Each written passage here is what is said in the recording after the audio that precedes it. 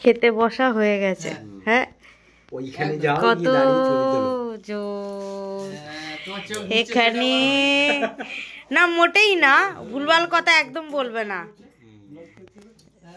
হ্যাঁ জাস্ট দেখো কতজন মিলে খেতে বসেছে, একসাথে সবাই মিলে খেতে বসা হয়েছে আজকে। আজকে দাদার বার্থডে উপলক্ষে, তাই তো? লাস্টে দাদার পাতেই থালা নেই নাকি? দাদার কাছে শুধু মাংস, থালা কই? এইটা হচ্ছে দাদার থালা, সাজানো হয়েছে। ওটা ফটোশুট হয়ে গেছে, ফটোশুটে বোঝা যাবে।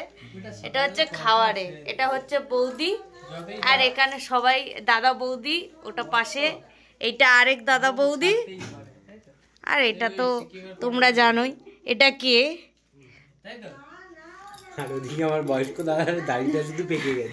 দাড়িটা শুধু পেকে গেছে রে, আহারে কি কষ্ট।